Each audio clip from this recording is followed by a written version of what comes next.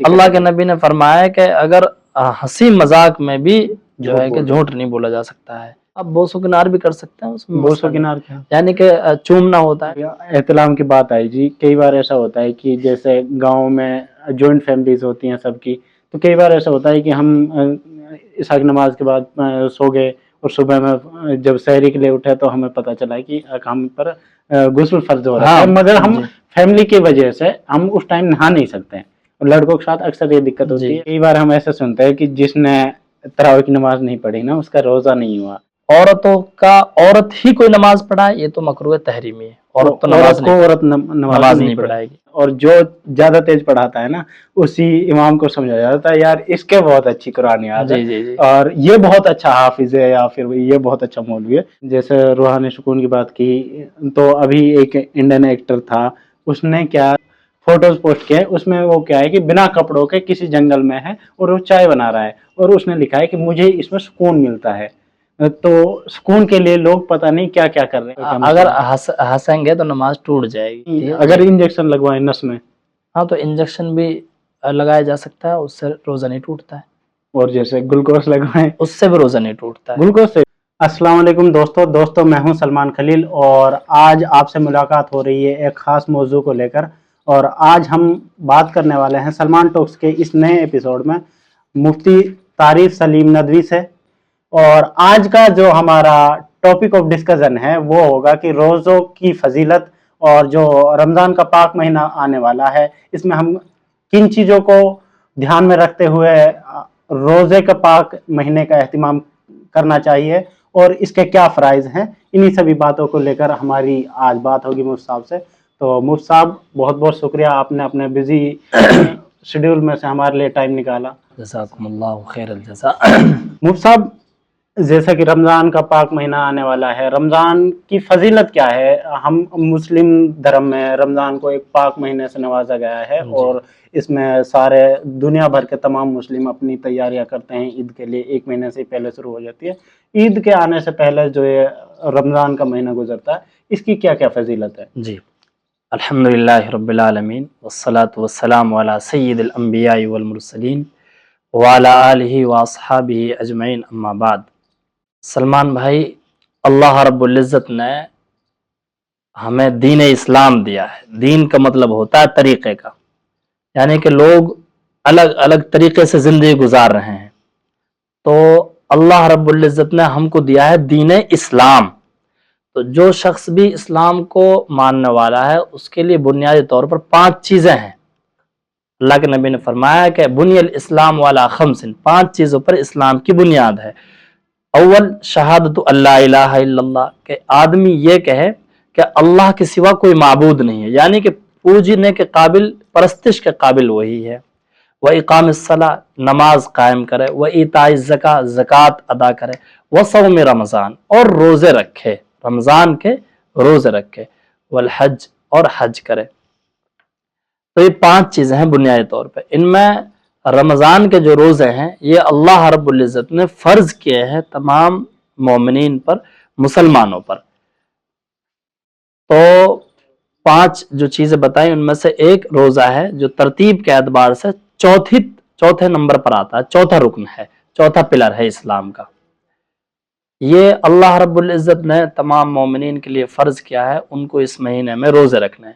Islamic calendar کے اعتبار سے 12 مہینے ہوتے ہیں. 12 مہینے میں رمضان کا مہینہ 9واں مہینہ ہوتا ہے، رمضان مبارک.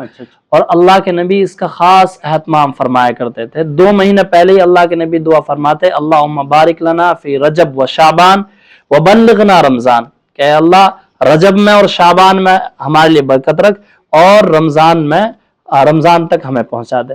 تو اللہ کے نبی خاص اہتمام اس کا تذکرہ کیا کرتے تھے، اس کی تیاری کیا کرتے تھے. تیاری کا طریقہ یہ تھا کہ آپ تذکرہ چھیڑ دیا کرتے تھے اور کچھ دن پہلے سے آپ روزے ترک کر دیتے تھے. آپ آخر میں شعبان کے مہینے میں آپ روزے کثرت سے رکھتے تھے، لیکن جب رمضان قریب آتا تو روزے چھوڑ دیا کرتے تھے. اور حکم بھی ہے کہ آخر کے 2-3 دنوں میں روزہ مت رکھو تاکہ پورے حساس بشاس ہو کر اور پورے تندرست ہو کر، توانا ہو کر، مضبوط ہو کر تازگی طبیعت کو مل جائے.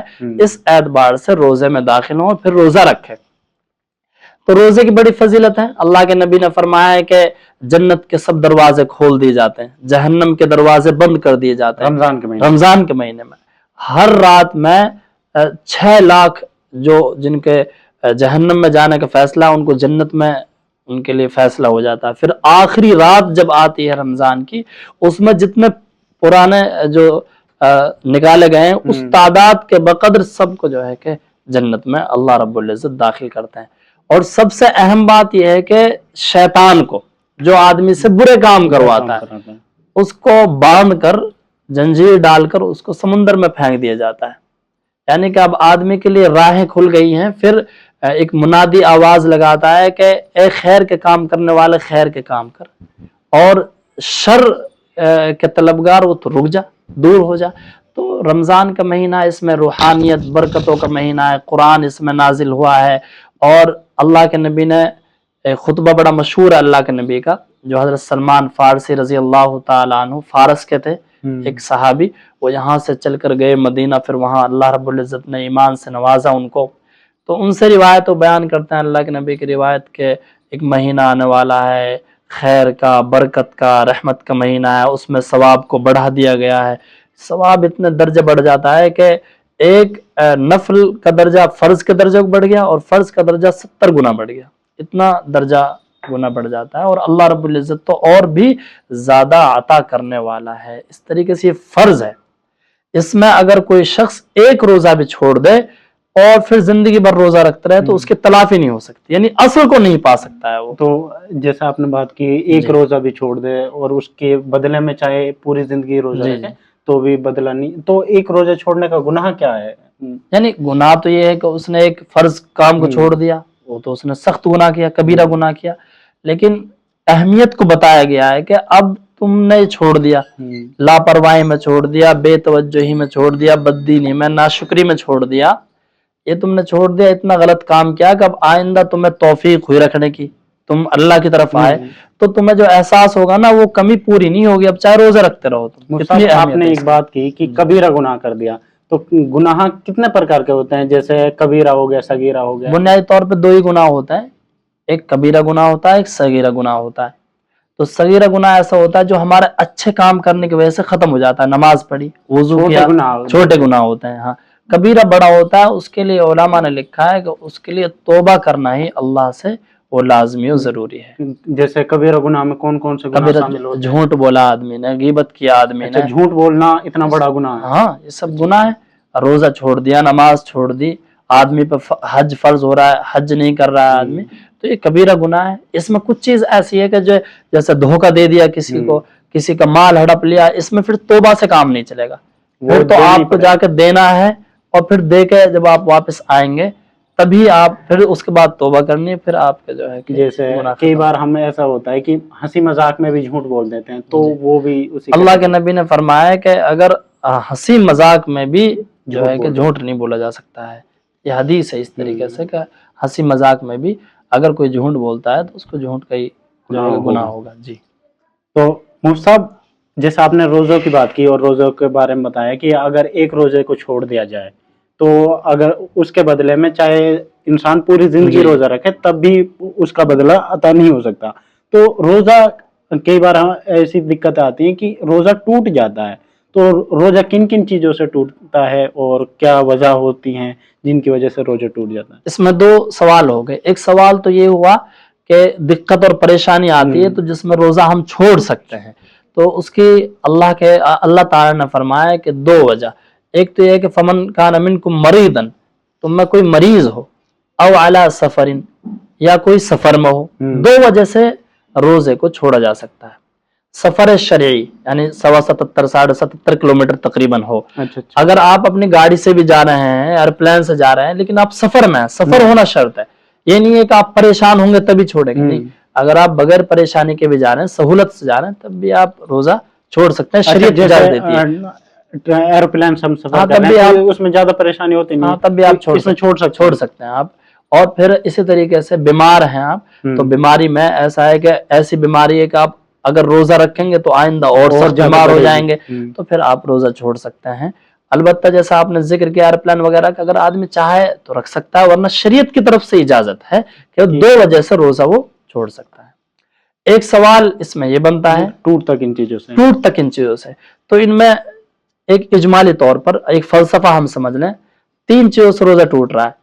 ایک تو منہ کے ذریعے سے کوئی چیز اندر تک پہنچ رہی ہے، ایک منہ سے جان بوجھ کر اور منہ بھر کر اور کوئی ایسی حرکت کرنے کی وجہ سے منہ بھر کر قے آ جائے، الٹی آ جائے، اس سے روزہ ٹوٹ جائے۔ تیسری وجہ یہ ہے کہ آدمی کوئی ایسا کام کرے جس کی وجہ سے اس پر نہانا، غسل اس پر فرض ہو جائے۔ 3 چیز ہو گئی۔ اب 3 چیزوں میں ہمیں یہ سمجھنا بنیادی طور پر، کوئی چیز کھا لی ہم نے، کوئی بھی جان بوجھ کر روزہ ٹوٹ جائے گا اس سے، کچھ بھی، چاہے دوا بھی ڈالی تو اس سے روزہ ٹوٹ جائے گا۔ اسی طریقے سے الٹی آنا، الٹی میں 3 شرطیں ہیں۔ ایک تو آدمی کو علم ہو، جان رہا ہو کہ میں روزے سے ہوں۔ دوسرا اس نے کوئی حرکت کی ہو، منہ میں کچھ منہ میں ڈالا ہو تب الٹی آئی ہو۔ تیسرا منہ بھر کر الٹی آئی ہو۔ اگر ان تینوں شرطوں میں سے ایک شرط بھی اگر چھوٹ گئی تو روزہ نہیں ٹوٹے گا۔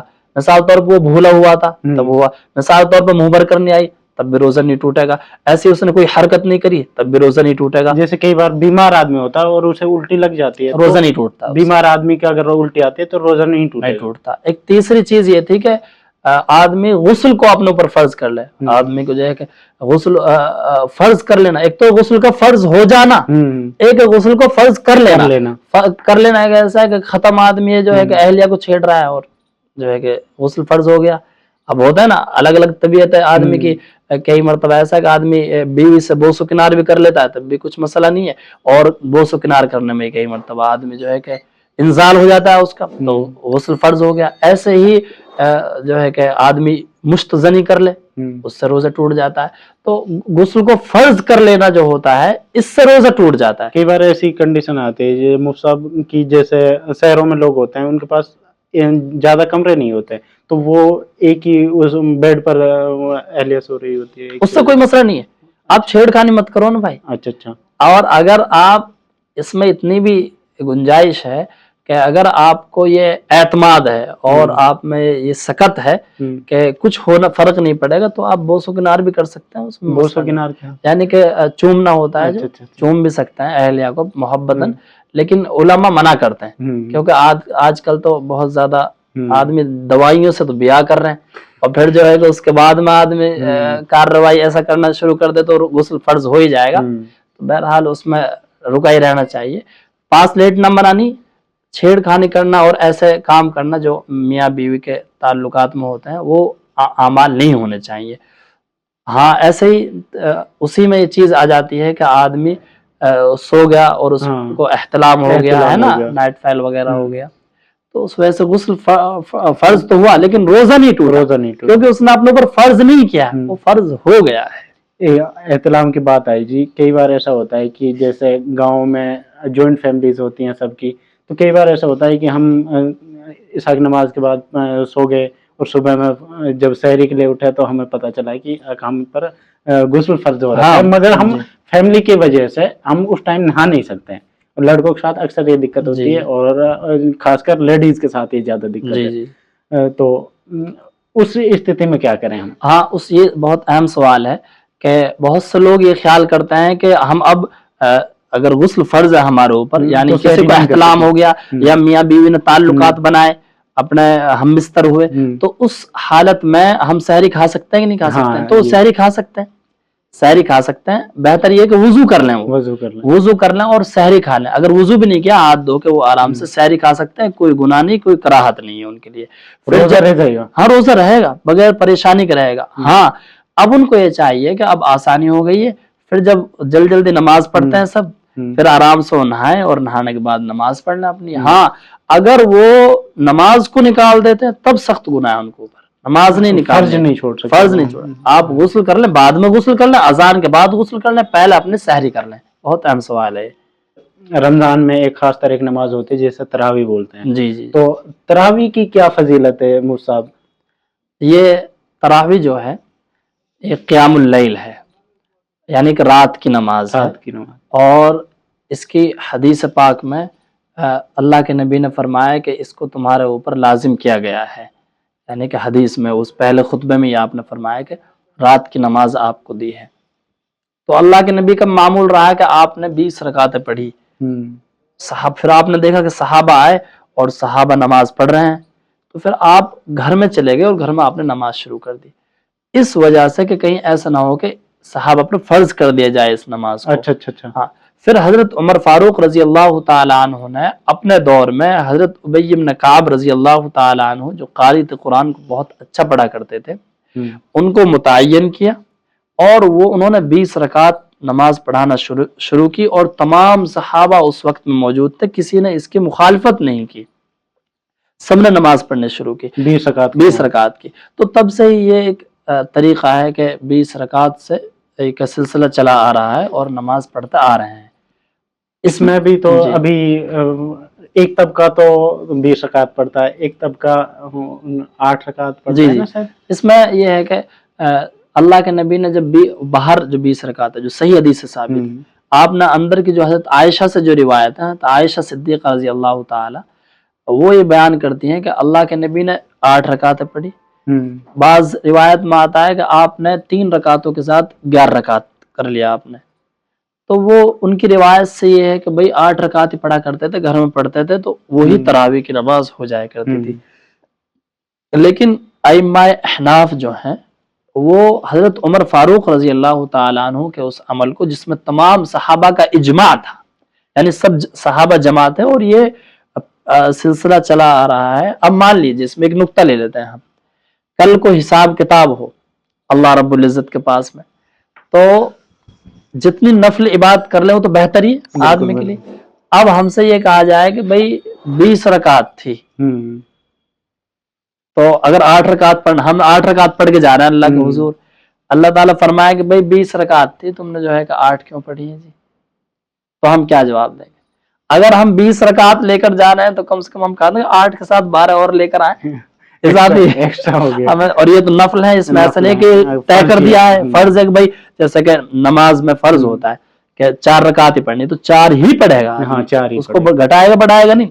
یہ تو نفل ہے، کتنا ہی پڑھتا ہے، رات بھر پڑھتا رہے آدمی. اللہ کے نبی کے بارے میں آتا ہے کہ آپ رات بھر قیام فرمایا کرتے تھے، لمبی لمبی نمازیں آپ پڑھا کرتے تھے. تو اس میں البتہ اس میں یہ اہتمام رہے کہ جب نماز پڑھیں تو اس میں ائمہ حضرات قرات جو کریں وہ بہت سکون اور اطمینان کے ساتھ کریں، اور عام طور سے ماحول بن بھی رہا ہے الحمدللہ. 27-28 میں نماز پوری ہوتی ہے. جی مسجدوں میں دیکھا جاتا ہے کہ اتنی فاسٹ پڑھاتے ہیں، اور جو زیادہ تیز پڑھاتا ہے نا اسی امام کو سمجھا جاتا ہے یار اس کے بہت اچھی قرآن یاد ہے، اور یہ بہت اچھا حافظ ہے، یا پھر یہ بہت اچھا مولوی ہے. جو جتنا تیز ہوگا، جتنی جس کی سپیڈ ہوگی، اسی کے حساب سے نظر کیا جاتا ہے. اصل میں مسئلہ یہ ہے کہ آدمی کی طبیعت یہ ہے کہ وہ سپر فاسٹ ٹرین کو پسند کرتا ہے جی. تو طبیعت تو ایسے ہی چلے گی نا. اب اس کو کون پسند کرے گا کہ جو شٹل کو بھائی صاحب وہ جو ہے ہلا ہل کے چل رہی ہے، آدمی اس میں چڑھ جائے، پیشاب کر لے، پھر چڑھ جائے، کارروائی کرتا رہے، ہے نا. تو عمومی طور لیکن عبادت میں آدمی جو ہے کہ اس کو خشوع خضوع اختیار کرنا چاہیے، متانت اور سنجیدگی کا اظہار کرنا چاہیے، یہ واجب ہے. اگر ایسا نہیں کریں گے تو پھر تو نماز بھی ادا نہیں ہوگی صحیح سے، مکروہ تحریمی نماز ادا ہوگی. آپ صحیح فرما رہے ہیں ایسا، لیکن اب یہ دیکھا جا رہا ہے عام طور سے کہ اب نوجوانوں میں شعور ہے، اور جو پڑھ کر آ رہے ہیں وہ عام طور سے مساجد میں بھی عوام اس سطح کی ہو چکی ہے الحمدللہ کہ 27-28 میں ہی اب نمازیں پوری کروا رہے ہیں عام طور سے، ہے نا. تو جب 27-28 میں پورے کر رہے ہیں تو اس کا مطلب ہے کہ ایک پارہ پڑھا جا رہا ہے. 1.5 پارہ بھی نہیں ہوتا، کبھی کسی دن پڑھ لیا تو 1 پارہ تو آدمی نارمل آرام سے پڑھ لیتا ہے جی. اس میں تھوڑا سا خیال رکھنے کی ضرورت ہے کہ تجوید کا. گاؤں میں ایک اور چیز ہے مصعب، گاؤں میں نا کئی بار ہم ایسا سنتے ہیں کہ جس نے تراویح کی نماز نہیں پڑھی نا اس کا روزہ نہیں ہوا، ایسا کچھ ہے؟ دیکھیے روزے کی الگ فضیلت ہے، تراویح کی الگ فضیلت ہے، اور نماز کی الگ فضیلت ہے. نماز کو ترک کرے گا نماز کا گناہ ملے گا، روزے کو ترک کرے گا روزے کا گناہ ملے گا، تراویح کو چھوڑے گا تراویح کا گناہ ملے گا. تو ایسا نہیں ہے کہ بھائی ایک کچی، اس سے جو تعلق جڑا ہوا ہے نا وہ ایسا جڑا ہوا ہے کہ ایک گھر جو ہے گھر بنایا کسی نے بغیر پلستر کے بنا دیا، ایک نے اس پہ پلستر چڑھا دیا، ایک نے اس کو اور ڈیکوریٹ کر دیا. یہ ہے اس کو خوبصورتی کو مزید اللہ کے حضور تو ہمیں کوئی بھی عبادت پیش کرنی ہے پوری اچھے طریقے سے. روایت میں آتا ہے کہ آدمی کئی ایسے نماز پڑھتا ہے کہ وہ کالے کپڑے میں لپیٹ کے واپس پھینک جاتی ہے، اس کو واپس دے جاتی ہے. کیوں؟ اس نے صحیح سے پڑھائی نہیں، اس کو کارروائی پوری نہیں کی ہے اس نے. اگر ہم صحیح طریقے سے کوئی بھی عمل انجام دیں گے تو اللہ کے حضور وہ اسی طریقے سے جائے گا. تو ہماری ہر عبادت، اب رمضان کا مہینہ تو پورا اس لیے ہے کہ ہم اللہ کی عبادت کریں، طبیعت روحانی طور پر ہم مضبوط بنیں، اندرون سے اپنا آپ کو مضبوط کریں. اور عبادت اس معاملے میں بڑی معاون ہوتی ہے. کوئی بھی شخص دنیا میں آپ کسی کو بھی دیکھیں، سب کسی نہ کسی طریقے سے معبود کو ڈھونڈ رہے ہیں، چاہے کوئی پتھروں میں تلاش کر رہا ہے، کوئی دیویوں میں تلاش کر رہا ہے، کوئی کرسچینٹی، سب مطلب وہ سکون چاہتے ہیں، روحانی سکون چاہتے ہیں. تو ہمارا جو طریقہ ہے وہ یہ ہے کہ ہم عبادت جو ہے نا وہ آدمی کو روحانی سکون پہنچاتی ہے. تو کسی بھی مومن شخص کے لیے یہ بہتر نہیں ہے، اس کو زیب بھی نہیں دیتا کہ رمضان جیسے مہینے کو، صاف روایت ہے کہ کوئی شخص رمضان کو پائے اور اپنی مغفرت نہ کرا پائے، اس سے زیادہ محروم کون ہو سکتا ہے؟ لعنت اس پہ تو ملامت کی گئی ہے اس شخص پر. جیسے روحانی سکون کی بات کی، تو ابھی ایک انڈین ایکٹر تھا، اس نے کیا فوٹوز پوسٹ کیا ہے، اس میں وہ کیا ہے کہ بنا کپڑوں کے کسی جنگل میں ہے اور وہ چائے بنا رہا ہے، اور اس نے لکھا ہے کہ مجھے اس میں سکون ملتا ہے. تو سکون کے لیے لوگ پتہ نہیں کیا کیا کر رہے ہیں. اور اللہ تعالیٰ کا بہت بڑا احسان ہے کہ ہم کو ایسے دھرم میں پیدا کیا ہے کہ جس میں ہماری عبادت میں ہی سکون ہے. جی جی جی. تو اللہ کے نبی نے فرمایا کہ 3 چیزوں کو میرے لیے پسندیدہ بنایا گیا، اچھا محبوب بنایا گیا. ایک عورتوں کو، عورتیں میرے نزدیک پسندیدہ ہیں. ایک عطر کو یعنی پرفیوم، مہک کو میرے لیے پسندیدہ بنایا گیا ہے. اور میری آنکھوں کی ٹھنڈک نماز میں رکھی گئی ہے. یہ صاف روایت ہے. تو جب اللہ کے نبی فرما رہے ہیں محمد صلی اللہ علیہ وسلم، تو ہمیں بھی یہی ماننا چاہیے اور اسی میں سکون ہمیں تلاش کرنا چاہیے نماز میں. اب نماز میں سکون ہے تو تراویح تو نماز ہی تو ہے، اور قرآن کو سننے کا موقع ملتا ہے ہمیں. قرآن کیسے مل رہا ہے؟ اب اس مرتبہ ایسا ہونا چاہیے کہ اب جس طریقے سے آپ ماشاءاللہ پڑھے ہوئے ہیں، پہلے ہم بھی بہت کم پڑھے لکھے تھے، میوات میں بڑی کم تعداد تھی، تو اب ہر اعتبار سے پڑھ رہے ہیں. ہمارے نوجوانوں کو آپ کو چاہیے کہ قرآن کو امام کے پاس بیٹھ کے پڑھنا سیکھیں، اور جو پڑھنا جانتے ہیں ان کو چاہیے کہ وہ ترجمے کے ساتھ اس کو پڑھیں. علماء کے پاس بیٹھ کے ترجمے کہیں سمجھ میں نہ آئے، پوچھے کہ کون سی تفسیر پڑھنی ہے، اپنی رہنما علماء کی. تو اگر ہمیں تو اپنا دینی سطح بھی بلند کرنی ہے ہمیں. جیسے مفتی صاحب بات چلی تراویح کی، تو اللہ کا شکر ہے کہ میوات میں حافظوں کی تعداد میں بڑھوتری ہو رہی ہے. جی جی. تو بہت سارے ایسے نوجوان ہوتے ہیں جن کو جو کوئی کسی مسجد میں نہیں سناتے، وہ اپنے گھر پر سنانے لگ جاتے ہیں. ان کا کیا ہوتا ہے کہ وہ نماز، جو عشاء کی نماز ہے، وہ فرض تو ادا کرتے ہیں امام کے ساتھ، اس کے بعد وہ تراویح کی نماز پڑھاتے ہیں گھر پہ آ کے. ان کے ساتھ کچھ عورتیں بھی نماز پڑھتے ہیں ان کے پیچھے. تو اس کا کیا مسئلہ ہے؟ جی، یہ بہت اہم مسئلہ ہے، اور ماشاءاللہ ہر سال کافی حفاظ یہاں آ رہے ہیں، اور تعداد روز افزو بڑھ رہی ہے. اب نوح میں آپ لیں تقریباً 55 سے 60 کے تقریباً مساجد ہیں، اور سب میں حافظ ہیں. اب ظاہر ہے پہلے وہ حافظ ہیں تو وہ اپنی جگہ کیسے چھوڑیں گے، ان کو بھی قرآن سنانا ہے، اور جو نئے حافظ آ رہے ہیں وہ جائیں کہاں. تو اب مسئلہ آتا ہے کہ ان کو قرآن سنانا تاکہ یاد رہے قرآن کو، تو اپنے گھروں میں نماز پڑھاتے ہیں. تو اس کا مسئلہ احناف کے نزدیک یہ ہے، حنفی یہ علماء کے نزدیک، کہ عورت ہی کوئی نماز پڑھائے یہ تو مکروہ تحریمی ہے. عورت تو نماز نہیں پڑھائے گی. ہاں، لیکن جو مرد ہے، کوئی شخص ہے اور اس کے پیچھے محرم مرد ہے، یا محرم مرد نہیں ہے، مرد ہے اس کے پیچھے، پھر پردے کے ساتھ عورتیں ہیں، اس حالت میں نماز پڑھی جا سکتی ہے. اچھا. دوسری صورت یہ ہے کہ کوئی گھر کا فرد ہے، اس کے پیچھے جو نماز پڑھنے والی عورتیں ہیں، ان میں کوئی اس کی محرم بھی ہے، ماں ہے، بہن ہے، محرم ہے اس کی، اور عورتیں بھی اس میں شامل ہو گئی ہیں، تب بھی ان کی نماز ہو جائے گی.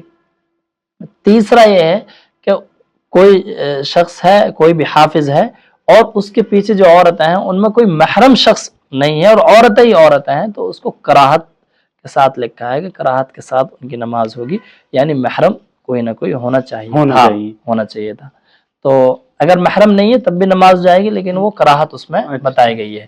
لہٰذا جو آپ نے بتایا کہ پہلے امام، تو اس کا یہی حکم ہے کہ اپنی فرض نماز کو امام کے پیچھے پڑھیں، پھر اس کے بعد وہ وہاں یہ ایک ماحول یہ بھی بنے گا کہ عورتیں جو ہیں وہ جماعت سے نماز پڑھیں گی اور سب نماز پڑھیں گی، لیکن اس میں چند شرطیں علماء نے لکھی ہیں کہ ایک تو یہ ہے کہ ان کا مقصد تراویح ہو، ایسے نہیں ہو کہ اب گچوڑیں گے، باتیں کریں گے، گفتگو کریں گے، غیبت غلہ شروع ہوگا، یہ نہیں، اور ایک راستہ پر امن ہو، ایسے نہیں ہو کوئی کھیت ساری اپنے وہاں گھر بنا ہوا ہے دور سے، پھر راستے میں کوئی اوباش قسم کے بچے حرکت کرنے لگ جائیں تو پھر اس کو نہیں آنا چاہیے، اپنے نزدیک نزدیک میں کہیں ہیں تو اس سے آسانی ہو جاتی ہے۔ عورتیں بیچاری کنٹاتی ہیں، ان کو نا تھوڑی سی مایوسی سی ہو، مایوسی کیا مطلب ان کو پریشانی سی ہوتی ہے اکٹھے ہو کے، وہ 20 رکعتوں میں نا تھوڑی سی ہار جاتی ہیں، تھکن محسوس کرتی ہیں، اکتاہٹ رہتی ہے ان کو۔ اگر ساتھ دیکھتے ہیں کہ تو ساتھ میں وہ پڑھنا آسان ہو جاتا ہے، آدمی ایک ساتھ کسی کو یہ دیکھے اس کو بھی پریشانی پڑتا ہے، حوصلہ بڑھتا ہے۔ جی جی جیسے تراویح میں ایک ہنسنے کی جو ایک پرابلم ہے وہ ساری جگہ یہ ہے میرے حساب سے، بچے بہت ہنستے ہیں پیچھے کی جو صفوں میں کھڑے ہوتے ہیں، ان کی وجہ سے کئی بار جو اگلی صفوں میں بھی ہنسی آ جاتی ہے، اور خاص کر یہ عورتوں میں بھی ہوتا ہے جب ہم نماز پڑھتے ہیں۔ تو اس پر کیا ہے کہ ہنسنے کی وجہ سے نماز کب ٹوٹتی ہے؟ اور اگر ہنسیں گے تو نماز ٹوٹ جائے گی۔ کوئی بھی ہنستا ہے تو اگر وہ نماز کے اندر ہے اور اس کی آواز اتنی ہنسی کی نکل، مسکرا گیا آدمی تو نماز نہیں ٹوٹے گی، لیکن مسکراہٹ کے ساتھ وہ ہنس گیا، ہنسنے سے اس کی آواز اتنی نکلی کہ پڑوس والے نے سن لی تو نماز اس کی ٹوٹ جائے گی۔ پڑوس والے سنے یا پڑوس والے خود سے 30 آدمی سنے؟ نہیں، برابر والا، جیسے کھی کرتے ہیں، آواز وہ تو اندازہ ہو جاتا ہے، برابر والے کو اندازہ ہو جائے گا، اس سے نماز ٹوٹ جائے گی۔ کیونکہ نماز میں جب آدمی کھڑا ہوتا ہے تو اس کو یہ جاننا چاہیے کہ وہ رب العالمین کے سامنے کھڑا ہے۔ آدمی کسی منتری کے سامنے کھڑا ہوتا ہے تو ہاتھ باندھے کھڑا ہوتا ہے، دنیا کے کسی عہدیدار اور منصبدار کے سامنے کھڑا ہوتا ہے تو اہتمام کرتا ہے۔ آپ جج جوڈیشری میں جائیں گے، عدالت میں، تو آپ فون سوئچ آف کر لیں گے، آپ وہاں قانون ہے، وہاں تو مائی لارڈ بولتے ہیں، جی تو اس میں یہ ہے کہ جب آپ وہاں اتنا اہتمام کر رہے ہیں کہ میری کوئی بیل نہ بچ جائے اور آپ کچھ ایسی حرکت نہ کریں جس کی وجہ سے دقت ہو جائے، تو یہاں تو اللہ کے سامنے کھڑے ہیں جو پوری دنیا کا بنانے والا، اس کا شہنشاہ اور بادشاہ ہے، تو ہمیں اس کے سامنے ادب و احترام سے کھڑا ہونا چاہیے اور اس سے ڈرنا چاہیے۔ اس کا قرآن پڑھا جا رہا ہے تو اس کا خیال ہونا چاہیے۔ ایک اور بات ہے مفتی صاحب کہ رونے سے روزہ ٹوٹ جاتا ہے، کیونکہ کافی ساری ایسی باتیں ہیں جو سماج میں، معاشرے میں ہیں، اور انہیں لگتا ہے کہ روزے سے اگر روزے کی حالت میں کوئی روتا ہے تو پہلے تو ایسا بھی ہوتا تھا کہ بھائی الٹی سے روزہ ٹوٹ جاتا ہے، تو بات پوری کلیئر نہیں تھی۔ کان میں دوائی ڈالنے سے ٹوٹ جاتا ہے، آنکھ میں دوائی ڈالنے سے، یہ اس میں یہ ہے کہ کان کا پہلے علماء نے لکھا ہے کہ کان میں روزہ ٹوٹ جاتا ہے، اب بھی علماء یہ لکھتے ہیں کہ محتاط یہ ہے کہ بچا جائے۔ البتہ جب فقہی طور پر اور طبی اعتبار سے یہ بات ثابت ہو گئی کہ وہ غذا جو ہے کہ معدے میں نہیں جاتی ہے اس کے ذریعے سے کوئی دوا وغیرہ، تو پھر کوئی مسئلہ نہیں ہے۔ انجیکشن کا کیا مسئلہ ہے جس میں جیسے کان میں دوا ڈالی جا سکتی ہے؟ اگر انجیکشن لگوائیں نس میں، تو انجیکشن بھی لگایا جا سکتا ہے، اس سے روزہ نہیں ٹوٹتا ہے۔ اور جیسے گلوکوز لگوائیں، اس سے بھی روزہ نہیں ٹوٹتا ہے۔ گلوکوز سے بھی؟ گلوکوز سے بھی پانی کی کمی تو پوری نہیں، اس سے جو پانی جاتا ہے نا، جو وہ غذا بن کے معدے میں نہیں جاتا ہے، مسامات میں وہ تحلیل ہو جاتا ہے آدمی کے، وہ اصل ہے معدے میں جانا، وہاں نہیں جاتا ہے وہ۔ لہٰذا طبی اعتبار سے پہلے خوف کھاتے تھے لوگ، باغ ڈرتے تھے، سب بچتے تھے، لیکن مسئلہ تو یہ نہیں تھا نا۔ طبی اعتبار کچھ مسئلے ایسے ہیں جو طب کے اعتبار سے آتے ہیں بھائی، اصل یہ ہے کہ وہ مقصد یہ ہے کہ وہ پیٹ تک نہ جائے، اندر تک نہ جائے، تو اس میں گلوکوز وغیرہ چڑھانے سے اندر پیٹ میں پانی نہیں جاتا۔ مگر یہ صرف انہی کو ہے کہ جنہیں زیادہ ضرورت ہے اس چیز کی، جو بیمار ہیں، پریشانی جن کو، وہ صرف اس لیے کہ مجھے روزہ نہ لگے اس لیے تو مکروہ ہے۔ مفتی صاحب ایک اور سوال ہے کہ کچھ لوگ مانتے ہیں کہ اگر ہم نے 2 روزے نہیں رکھے، کم سے کم 2 روزے رکھنے فرض ہیں، نہیں تو عید کی نماز نہیں ہوگی۔ یہ اپنے معاشرے میں کافی فیمس ایک بات ہے جو چلتی رہتی ہے کہ بھائی ایٹ لیسٹ 2 تو رکھ لے، جو بالک کوئی روزہ نہ رکھے واقعہ بھائی 2 تو رکھ لے، عید کی نماز تو ہو جائے گی۔ تو یہاں پہ کہا کہو گی؟ اچھا، یعنی رمضان میں رمضان میں کہاں بات ہے ایک بھی نہ رکھو، اپر تو 2 تو رکھ لے، عید کی نماز تو ہو جائے گی تیری۔ اچھا، یہ اس کی اصل تو مجھے معلوم نہیں کیا ہے۔ رمضان کے تو پورے روزے ہی فرض ہیں۔ ایک روایت میں اس طریقے سے ہے کہ اگر کسی شخص نے 4 जुमे छोड़ दिए जानबूझ कर, तो फिर उसका ईमान में कोई हिस्सा नहीं रहा, वो कुफ्र में चला गया है। तो मुमकिन है कि वो एहतमाम करवाते हो कि भाई जुमे के तो रोजा रख लें, जुमे का आमतौर से अपनी अपनी तरतीब लोगों की, कुछ जुम्मा रोजा रखे हैं, तो लेकिन जैसा कि जिक्र किया गया है कि फर्ज तो सारे के सारे रोजे हैं। उससे ऐसा नहीं है कि अब ईद तो उन्हीं के लिए है जिन्होंने रोजे रखे। अब आप खेलेंगे तभी तो आपको भाई इनाम मिलेगा।